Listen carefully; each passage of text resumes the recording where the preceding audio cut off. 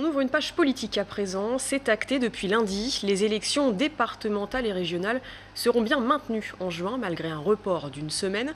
Pour les différents partis, il faut désormais désigner des représentants. Chez les Républicains d'Indre-et-Loire, les élections internes ont déjà eu lieu. On en parle tout de suite avec le patron de la droite Tourangelle. Bonsoir Fabrice Ouagard. Bonsoir Audrey Champigny. Vous êtes le patron de la droite Tourangelle. Vous avez été fraîchement réélu à la tête de la fédération départementale. Vous étiez le seul candidat en même temps, donc il n'y a pas eu trop de suspense.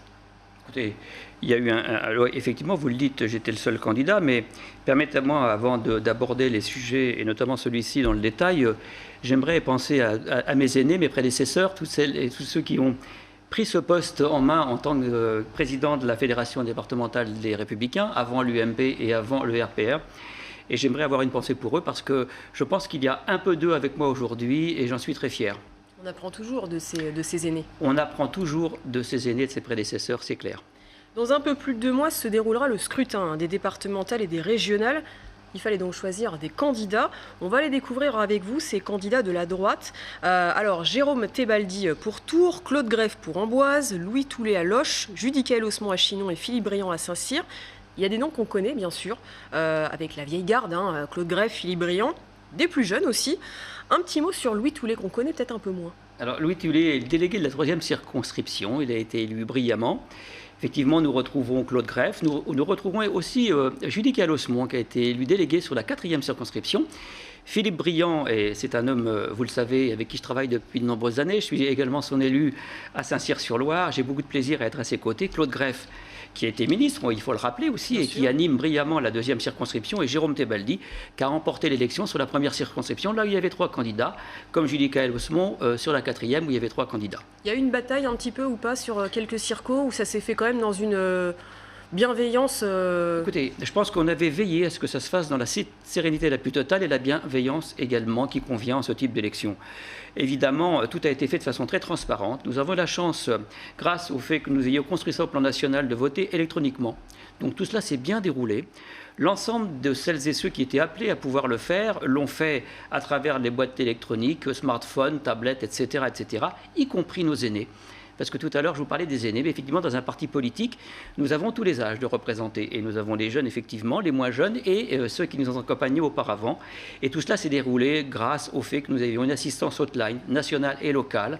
Tout cela dans les règles imparties sur le plan sanitaire.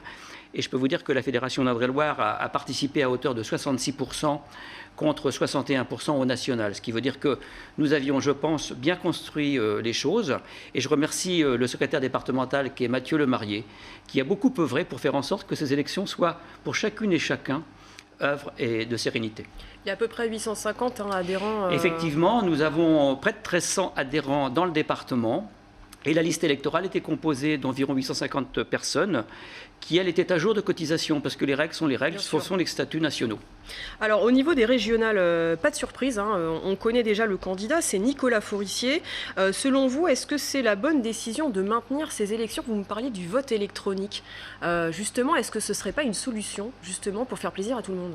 Je pense que le vote électronique est, à mon avis, l'avenir. Néanmoins, nous avons, je dirais, eu des élections qui ont été reportées successivement. Nous devions aller à l'élection en mars. Nous avons été prévenus que nous irions en juin. Et nous avons à nouveau été prévenus que nous aurions une semaine supplémentaire. C'est un peu dérisoire quand même, c'est ce report d'une semaine. Pour ma part, je ne comprends pas ce que le gouvernement a voulu donner comme message là, alors que on le voit depuis une année. Nous avons des règles sanitaires à respecter. Nous avons des organisations fort bien faites au titre des municipalités, parce que, on le sait, si le gouvernement n'avait pas eu les élus territoriaux, les élus locaux, les maires en particulier, tous les acteurs des territoires pour réussir ce pari concernant, je dirais, la crise sanitaire, nous n'en serions pas là aujourd'hui. Justement, donc, ces maires ruraux, ils n'étaient pas ruraux, je dis bien, oui. Ils n'étaient pas en faveur du maintien de ces élections. Ah si, parce que l'Indre-et-Loire a voté en majorité, enfin à 52% contre 48, me semble-t-il. Tous les maires, mais les maires ruraux n'étaient pas forcément pour. Oui, mais une grande majorité était pour, parce que lorsqu'on sait que nous allons, vous et moi, faire nos courses au supermarché tous les jours, lorsqu'on sait que nous nous déplaçons dans des magasins dits essentiels, du reste, il faudrait parler de l'essentiel et du non essentiel. Ouais.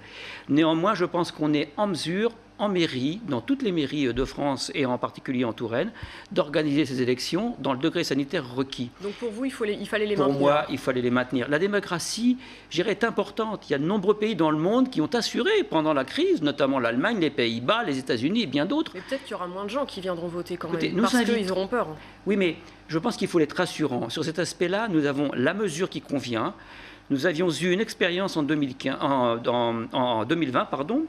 Mais là, nous avons appris, je dirais, durant cette année, et puisqu'on confie aux maires le fait d'organiser, je dirais, les scolaires, d'organiser l'accueil, etc., pourquoi ne pas envisager d'accueillir les élections dans le degré qui convient? Et moi, je tiens à rassurer nos concitoyens, tout se passera bien dès l'instant où, évidemment, la distance sera requise.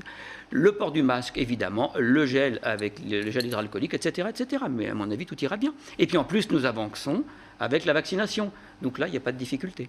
Si j'en crois le gouvernement. Dernière question, Monsieur Boisgard, pour une autre élection, celle de la présidentielle l'an prochain. On en parle déjà forcément, il y a déjà des noms qui sortent. Xavier Bertrand, qui est candidat officiel. Peut-être un retour de Nicolas Sarkozy, on ne sait pas. François Baroin, Valérie Pécresse, Laurent Wauquiez. Vous avez un favori? Pour l'instant, je n'ai pas de favori. Pour ma part, je ne vous en parlerai pas aujourd'hui. Je pense que ce n'est pas le moment.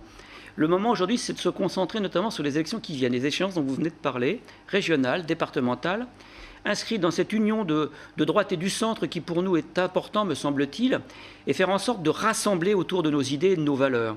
Et c'est, à mon avis, ce que nous aurons à faire dans les prochaines semaines, voire les prochains mois.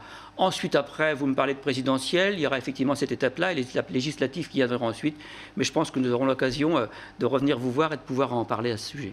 Voilà. Merci beaucoup Fabrice Boisgard, excusez-moi de venir sur notre plateau. Il n'y a pas de difficulté. Merci à vous de m'avoir accueilli.